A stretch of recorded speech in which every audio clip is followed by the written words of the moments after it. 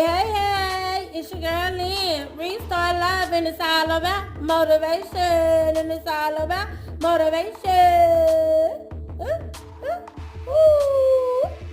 So, if you haven't been watching, I'm gonna need you to go back and watch the two videos before this video because this video is a to be continued. So, if you haven't been watching, I want to encourage you to go back and click on the last two videos. So my world has been like on fire. Like it's been on fire. Like excuse me. Um, Rebuilding my relationship with God, getting back in my Bible, reading, growing, learning, for myself and not for what I've heard and what people have told me and not what grandma said and all of that, but learning for myself and really like choosing and making decisions for myself. Um, I've been working on growing my relationship with God, and then at the same time growing within myself and learning and realizing who I am as a spiritual being, who I am as a human being, who I am overall, and what my purpose is and all of that good stuff. So, Lynn has never had a boyfriend. I have never had a boyfriend. Like, I've never had a boyfriend. And, in this video, I just want to, put it out on the table because I feel like, if I'm going to make my videos and if I'm going to talk to you guys about motivation, dedication, and determination, I want to let you guys in on who Lynn is and where Lynn come from. I know I don't have to, but that's something that I would like to do because I know that there's a lot of young women struggling, hurting, going through, facing different trials and tribulations. And I feel like my story, um, me opening up and expressing myself and how I feel and where I'm at in my life today could be a blessing for someone else. Because a lot of us may be facing different things in life, but failing to really realize that there may be others facing the same thing that you're facing in this world. Okay, like I said, I've never had a boyfriend, and um, and all of that, I feel like for the simple fact, like, a lot of things that I faced within my teenage and my childhood, um, I don't like males. Like, I don't care for them. Like, I'm not interested. You know, and the more I learn, the more I grow up, the more I grow, I just really realize, like, I don't like men. Like, I don't like males. Like, dude, get out the way. Get out of my face. And um, so with that being said, y'all probably already know where I'm going, but I'm going. So, um, so I've been dating women and everything like that. And I know a lot of people look at me and they say, well, you don't look like, the lesbian type, or you don't look like the gay type, or you don't look gay. I don't know what that looks like, but okay. So, um, and y'all, like, my experience with dating women, I thought in my mind, like, you know, it would be like Oreos and milk. Like, I thought it would be like the yes, yes, okay, you can't go wrong. Milk and honey, baby. No, that is not the case. And like, I feel like the spiritual side within me teaches me and allow me to really be able to see, like, you know, this is why God don't condone this. Like, this is why God say no. This is why God draws the line, because for one, it's abnormal. Because anything that can't reproduce isn't normal. And especially the day and the time in the life of where we're at today, it's like, a lot of gay people, a lot of LGBTQ E, F, and G, and all these other little things, and all these different sexualities coming out, you know. And I feel like as far as me myself, like I feel like seeing my mother be abused and be mistreated, I feel like it made me swing more towards women for the simple fact, like, I knew for a fact that I didn't like seeing my mother be abused. I didn't like seeing my mother be mistreated. I didn't like seeing her cry and all the things that a young girl shouldn't be seeing her mother go through.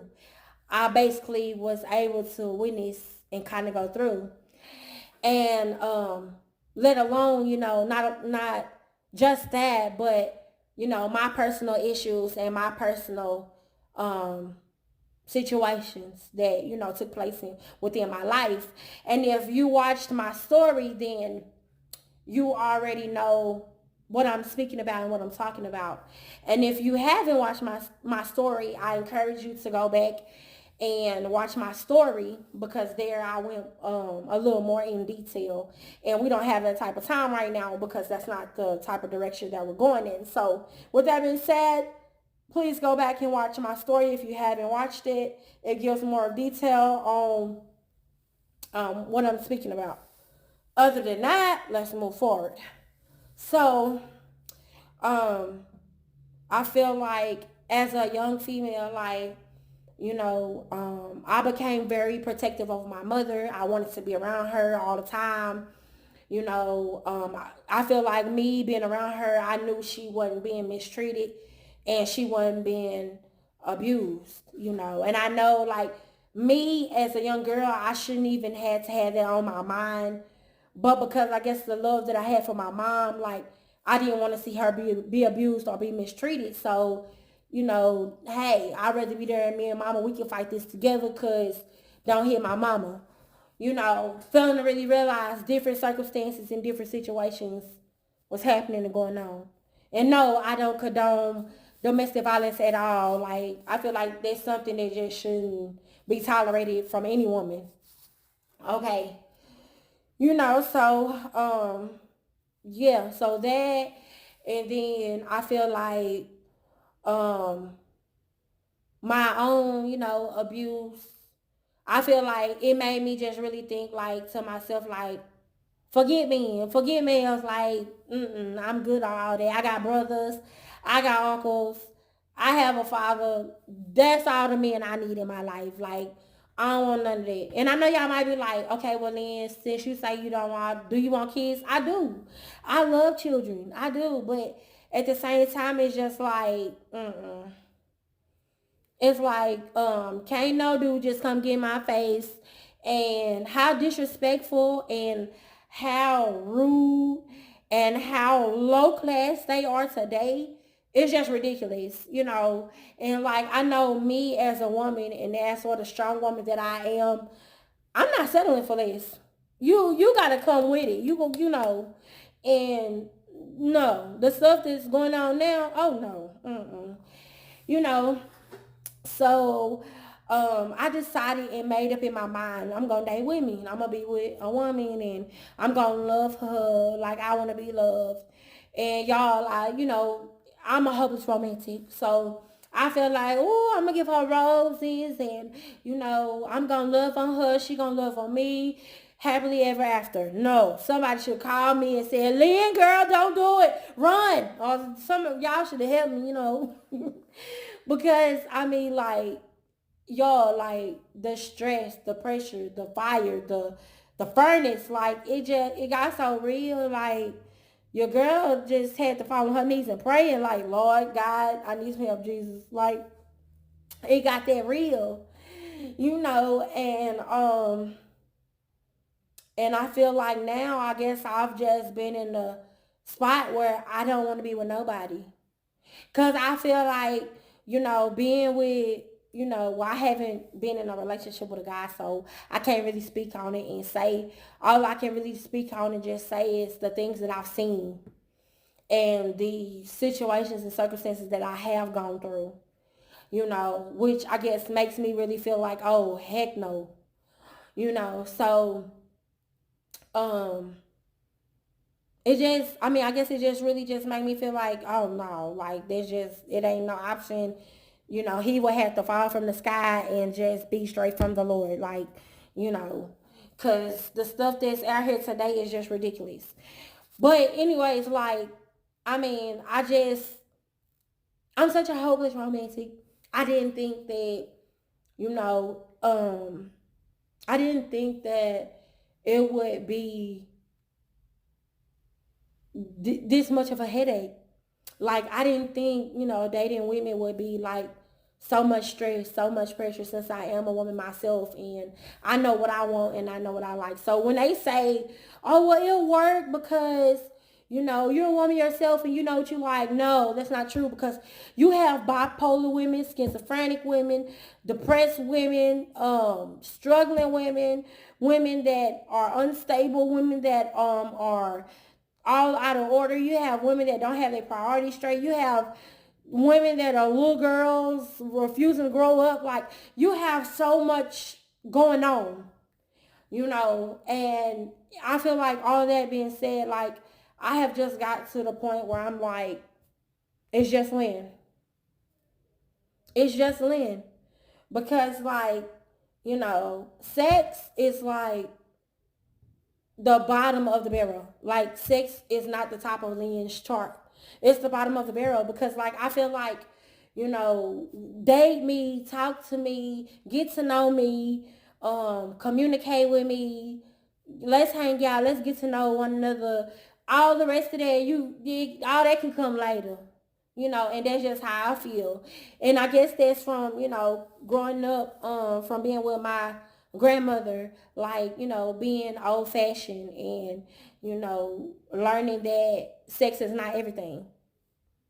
You know, and then too, you know, it could be my experience that just made me feel like sex is not everything. Like, of course, it's supposed to be shown with two people that really love themselves and they married and all that, but, you know, within this time today, everybody's sexing everybody. Like, you got men sexing men, you got women sexing women, you got them mixing together and all this and all of that. And y'all, it's getting deep, but but you know, all that's being said, like, mm-mm.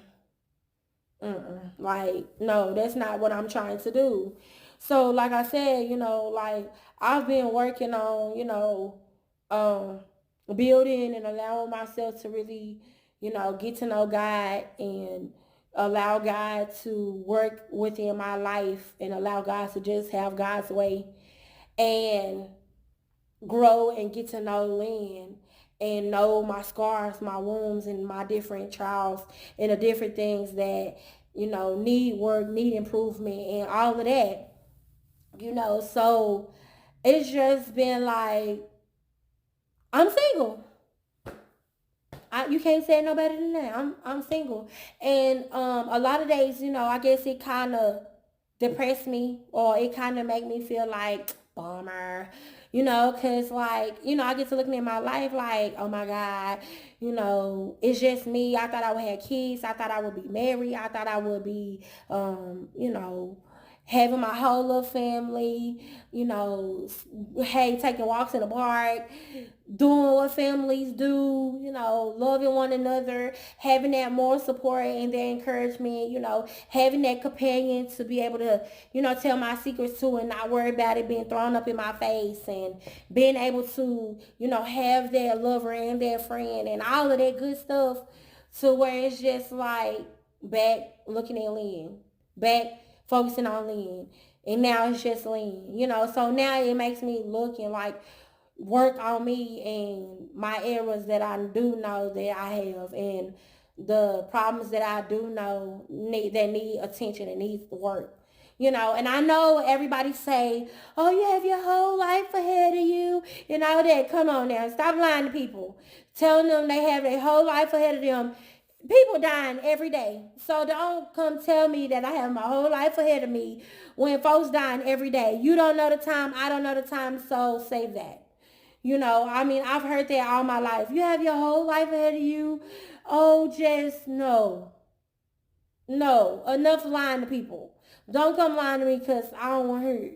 You know, and that may just be, you know, I guess that could be me being a little bougie and a little stuck up, cause y'all, I can I can be a little bougie and I can be a little stuck up, but I just feel like a lot of African American people have lied and have been lied to for so long. Like, we've been told so many tales that we keep telling our children and our people these tales, and we're wondering why stuff not changing and why stuff not turning around, because we keep living in these fantasies worlds. You know what I'm saying? We keep going with these lies. Like, don't come telling me I have my whole life ahead of me when don't nobody know the time, the hour, the minute, the second. Don't nobody know. So don't waste your time telling me that. I appreciate you for believing that, um, that I have a long life to live. Thank you. I received that.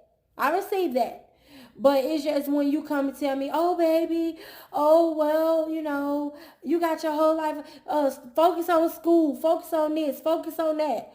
Okay, well, if people don't get to doing stuff, when they gonna have the time to, do other than school, other than paying bills, other than working? Like, that's why a lot of our people are struggling. Like, we stuck, working check to check, going working home, work school at home, work school at home, and that's it. We are meant to live. We should live like beyond work, school, and home. Like, we should be out living our best life, like celebrating, being happy. You don't think God want to see you happy? Like, God don't want to see you living your best life. He don't want to see you struggling and in a bind and, going check to check and pill to post. Like, no. But that's what a lot of us have been taught. Excuse me. Excuse me. That's what a lot of us have been taught. Like, oh, well, it is what it is. It just ain't your time yet. And you have your whole life ahead of you. And no, we got to get some order in our life. We got to get our life lined up in the direction so we can get to where God need us to be, so we can be able to receive the things that we need to receive in our life. And we're not taught that. We're just taught, oh, you have your whole life ahead of you. Okay, you can tell me that at 16. You can tell me that at 18. You can tell me that at 21. But what happened when I get 30? What happened when I get 35? You still gonna tell me I have my whole life ahead of me? When am I supposed to live in bloom? Like, I mean, it's just stuff like that just frustrate me. But y'all, this video has went on a lot longer than what I wanted to go on to. So y'all, we're gonna cut it short for tonight, and I'll be back tomorrow.